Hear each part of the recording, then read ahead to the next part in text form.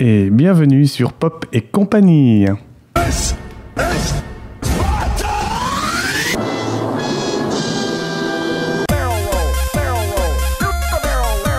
Open Gangnam Style.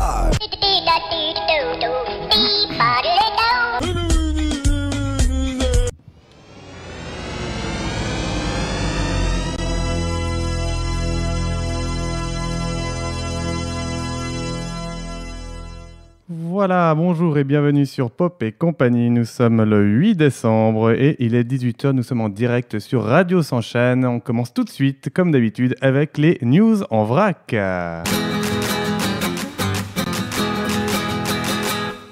Alors, les news en vrac. Pour commencer, arrêter les pleurs de bébé. Un pédiatre trouve enfin la méthode. Vous nous direz si ça marche.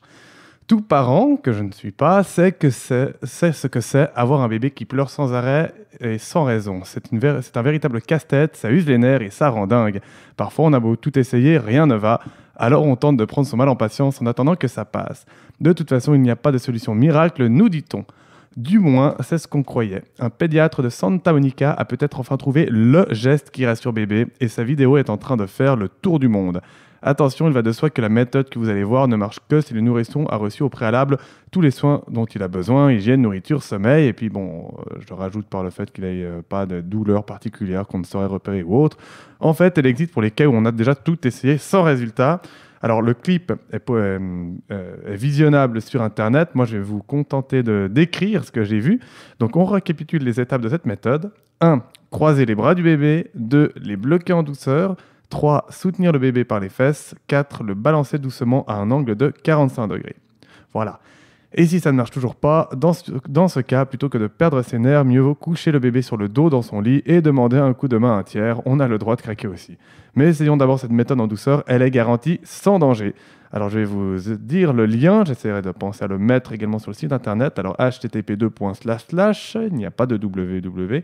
Donc http://positivr.fr, donc positif positivr.fr/ arrêter pleurs au pluriel, bébé, méthode, pédiatre, Santa, Monica. Voilà, ça fait quand même pas mal.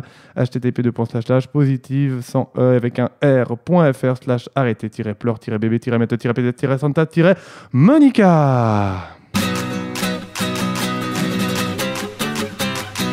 Alors, vous n'êtes pas sans savoir qu'il y a la COP21 à l'heure actuelle qui se déroule à Paris depuis déjà un petit moment. C'est l'occasion pour les dessinateurs de nous faire plein de jolis dessins sarcastiques sur le fait qu'il y a sans doute une grande hypocrisie autour de ce genre de réunion.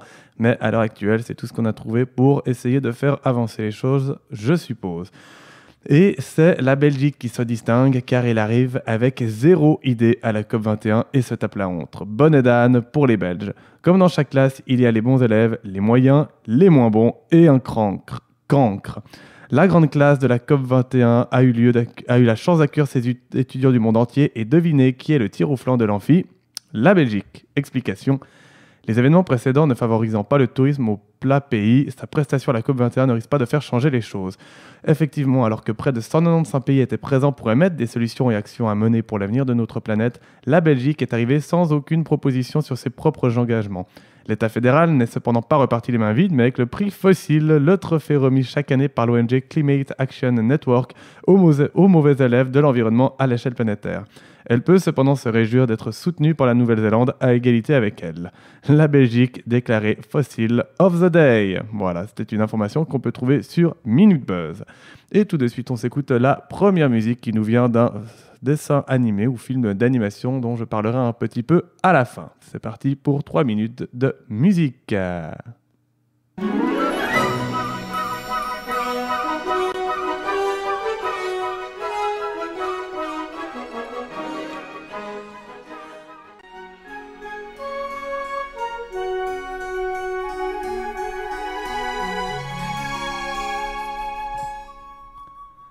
Voilà, et donc c'était Mr. Peabody and Sherman, donc film d'animation de DreamWorks, je reviendrai après dessus, musique composée par Danny Elfman, c'est le prologue du dessin animé, donc je vais, décrire ce dessin animé, donc Mr. Peabody et Sherman, les voyages dans le temps. est un film d'animation américain des studios DreamWorks Animation, sorti en 2014 et basé sur la série animée des années 60 Peabody's Improbable History, créée par Ted Kaye. Ce film d'animation a été réalisé par Rob Minkoff, le même réalisateur que Le Roi Lion, donc ce n'est pas n'importe qui. Scénario de Craig Wright à partir de ce que je vous ai dit, Peabody's Improbable History, mais je pense quand même remanié pour l'occasion, avec des acteurs que je ne connaissais pas forcément, mais que je trouve très bien, même si je l'ai finalement écouté en VF, VF qui est aussi très bien, sorti en 2014, qui dure environ 1h30. Résumé, Monsieur Peabody est la personne la plus intelligente au monde. Il est à la fois lauréat du prix Nobel, champion olympique, grand chef cuisinier, et il se trouve aussi être un chien. Bien qu'il soit un génie dans tous les domaines, Monsieur Peabody est sur le point de relever son plus grand défi, être père. Pour aider Sherman, son mignon petit garçon adoptif, à se préparer pour l'école, il décide de lui apprendre l'histoire et construit alors une machine à voyager dans le temps. Les choses commencent à mal tourner quand Sherman enfreint les règles et perd accidentellement dans le temps Penny, sa camarade de classe. Voilà.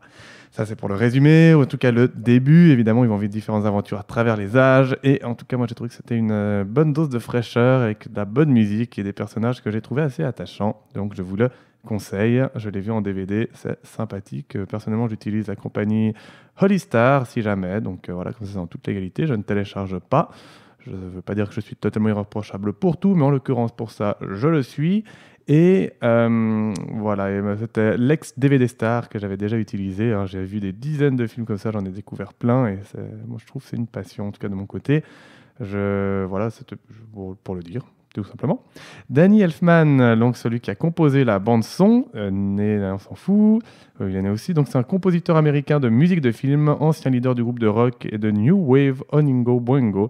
Il a composé la musique de la plupart des films de Tim Burton et de plusieurs films de Sam Raimi, ainsi que les thèmes musicaux des génériques des séries télévisées Les Simpsons, Flash et Desperate Housewives. Il a reçu de nombreuses récompenses pour ses compositions originales et a été nommé 4 fois pour l'Oscar de la meilleure musique de film. Donc ce n'est pas n'importe qui. Voilà, ça c'était la petite parenthèse musicale. On se réécoutera une musique liée, mais qui a été composée par un autre groupe. Donc je dis liée dans le sens où c'était également composé pour le film dont je viens de vous parler. Mais maintenant, on va s'ennuyer un tout petit peu plus, vu qu'on va parler de quelque chose de vraiment très intéressant. Dans 5 ans, les hommes pourront mener une grossesse. Eureka, les hommes vont enfin connaître la douleur de l'accouchement et toutes les galères qui le précèdent, faire tomber un objet par terre et peiner à le ramasser, les privations diverses et autres difficultés liées au transport en commun, etc. Donc je pense que ça devait être un article écrit par une femme, j'espère, voilà. Ou par le premier homme enceinte, parce qu'apparemment il y en a eu un, mais bref. Selon Cathy Chung, directrice du programme de préservation de la fertilité à la Keck School de médecine de l'Université de Caroline du Sud. Ouf. Il sera possible pour un homme d'être enceint, ça dit comme ça je pense, on met pas le T du coup, c'est très bizarre, d'ici 5 à 10 ans. Elle s'explique, la recherche sur la transplantation d'utérus va avancer à grands pas dans les années qui viennent. C'est déjà le cas dans certains pays nordiques. Des femmes ont réussi à tomber enceintes après avoir subi une greffe d'utérus, alors pourquoi pas les hommes? D'autant qu'il suffirait de prendre des hormones féminines pour parer aux difficultés que l'on connaît. Après une telle annonce, on prend conscience que Mark Zuckerberg a vraiment bien fait de prolonger le congé maternité à 4 mois. Oui, parce qu'à la base, il avait pris, je crois, un congé paternité de 2 mois et maintenant à 4 mois. C'est bien, je pense que ça envoie quand même un signe comme quoi il faut aussi pouvoir profiter de sa famille. Voilà. Cette nouvelle n'est pas sans nous rappeler l'histoire de Thomas, né Tracy, le premier homme enceint. Ouais, s'il a changé de sexe en cours de route et tout ça, enfin bon, maintenant on fait quand même des trucs que je trouve quand même un peu bizarres, alors j'accepte, ok, ils font ce qu'ils veulent, mais en tout cas, sur moi-même, j'aurais vraiment de la peine à imaginer ce genre de choses. Forcément, je suis très bien comme je suis, d'autres peuvent l'être aussi, d'autres ont envie de changer, pourquoi pas, c'est vraiment le concept, c'est comme ça, ma foi. Voilà, ça c'était vraiment très intéressant et c'est pas terminé. La parole, prenez-la mon vieux. Et on n'était pas les seuls à trouver ça pas intéressant, car ennuyé, le président mauritanien fait stopper un match de foot pour l'avancer au tir au but. Un bon match de foot, c'est comme un bon film. Mohamed Ould Abdel Aziz, le président mauritanien, il a sauté bien assis dans sa loge, assistait au match opposant le FC Tevaragnazeina et l'ACS Ksar. La rencontre, loin d'être dénuée d'importance, se faisait dans le cadre de la Supercoupe de Mauritanie. Un bon match de foot, comme nous le disions, c'est comme un bon film, on ne veut pas en rater une seule seconde. En revanche, si le film est ennuyant, vous le coupez et filez aux dernières minutes pour connaître le fin mot de l'histoire. Et encore, faut voir ça. C'est exactement ce qu'il s'est passé pendant le match, manifestement assommé d'ennui devant ce dernier. Le président a fait un choix décisif, le genre de décision qu'on prend en cas d'extrême urgence, comme l'enjeu de la sécurité nationale, n'est-ce pas? Il a donc tranquillement demandé à couper le match au bout d'une heure de jeu pour passer directement au tir au but. Voilà, de nouveau, c'est Minute Buzz qui nous l'apprend. Comme quoi, la connerie n'a vraiment pas de limite. C'était vraiment très intéressant. Voilà, on va s'écouter la deuxième musique tout de suite.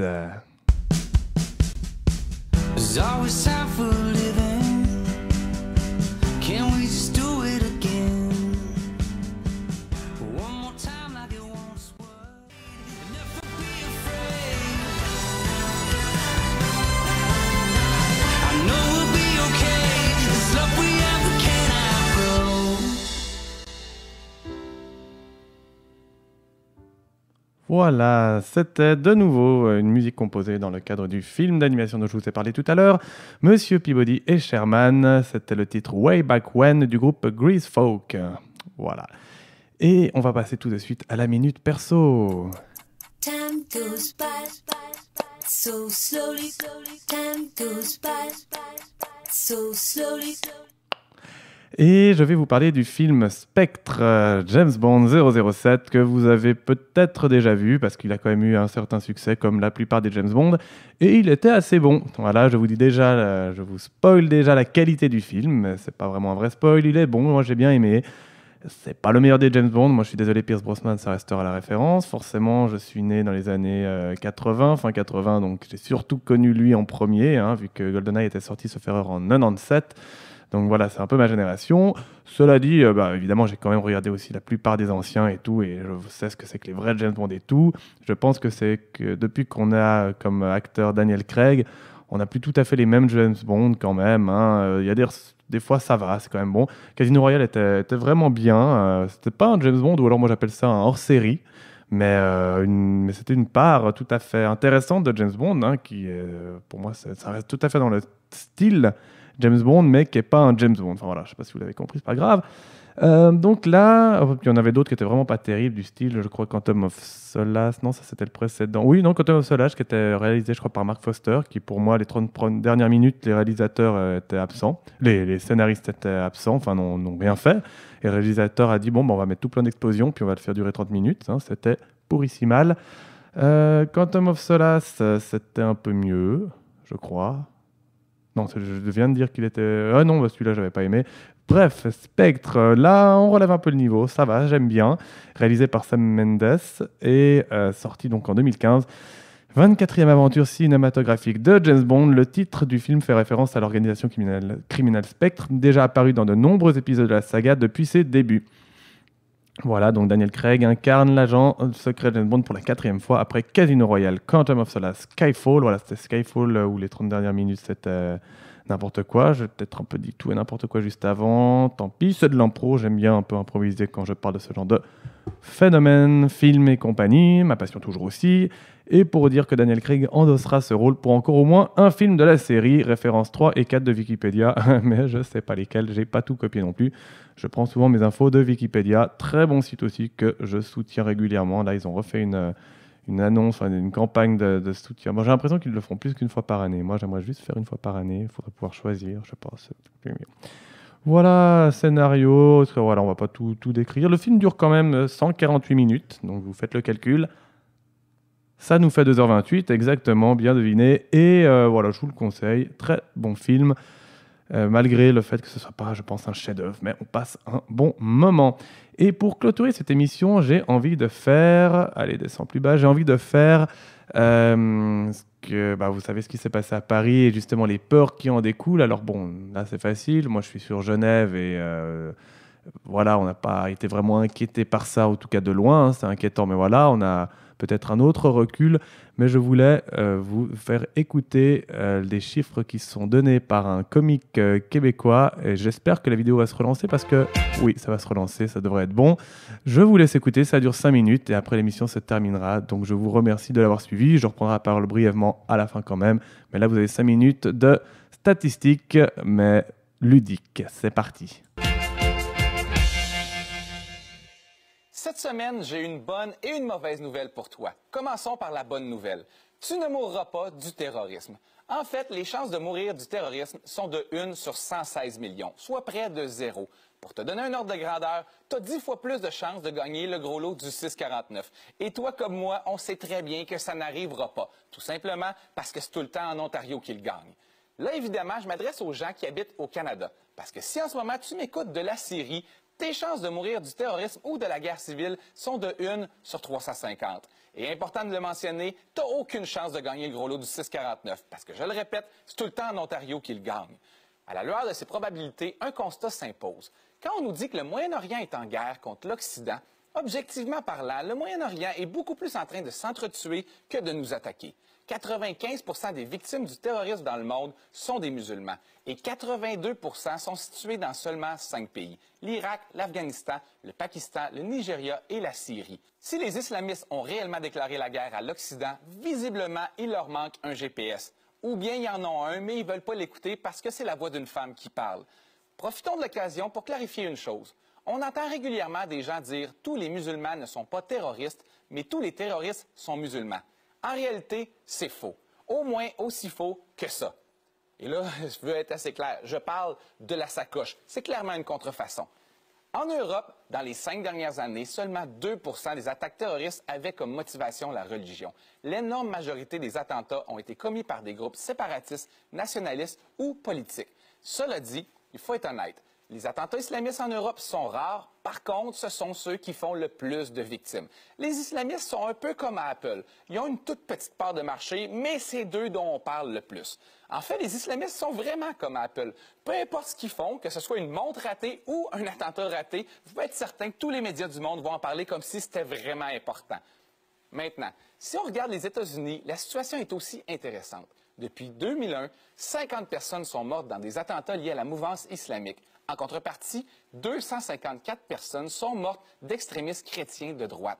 Les terroristes d'extrême droite sont fortement majoritaires, mais plus personne parle d'eux. Ils sont rendus un peu comme Microsoft, tellement années 90. Mais le pire dans tout ça, les Américains s'enlignent pour élire comme président l'homme qui représente probablement le mieux l'extrême droite, Donald Trump.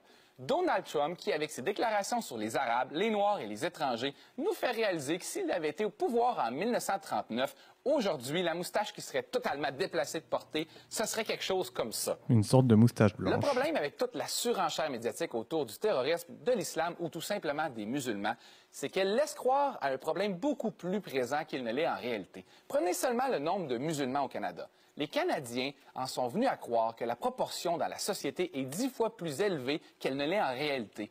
Les Canadiens croient qu'il y a 20 de musulmans au Canada, quand en réalité, il y en a 3 Et là, je ne suis pas en train de dire que c'est nécessairement la communauté qui s'intègre le mieux. Ce que je suis en train de dire, c'est qu'on n'est pas en train de se faire envahir.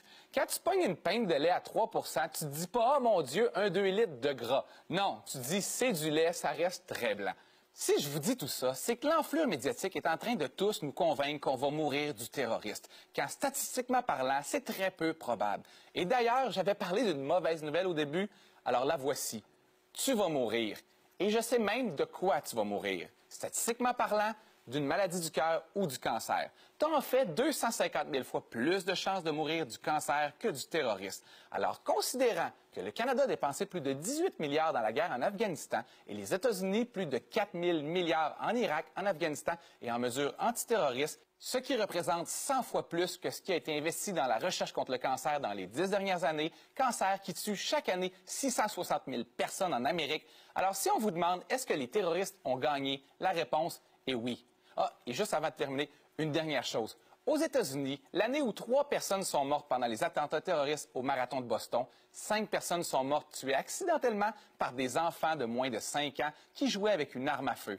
Je vous dis ça parce que je pense que ça ferait une excellente question pour l'émission de Denis Lévesque. Devrions-nous craindre les enfants? C'était Louis T pour Bazo TV. Voilà, donc Louis T pour Bazou TV. Vous pouvez trouver ça sur Internet et d'ailleurs, enfin sur Facebook en l'occurrence aussi. Et je vais même le partager sur la page Pop et compagnie que j'ai, comme ça vous pourrez la voir. Je ne l'ai pas encore mis, mais ça sera très bientôt le cas. Voilà, donc comme je disais, l'émission touche encore une fois à sa fin. J'espère que vous l'avez apprécié en ma compagnie. Et je vous dis, alors peut-être mardi dans 2 semaines, ça fait le 23 décembre, j'en suis pas encore 100% sûr, ça dépend de plein de trucs. J'informerai ça sur la page Facebook la veille. Et puis sinon, de toute façon, vous l'avez toujours en podcast, que ce soit sur YouTube, Pop et compagnie, ou bien sûr sur le site de la radio, radio-100-chaîne.com. Merci et à très bientôt. Et si je ne vous revois pas d'ici là, bonne fête et bonne année. Mais c'est encore un peu tôt, on verra. Je vous le redirai. Réponse sans doute dans 2 semaines. Bye bye.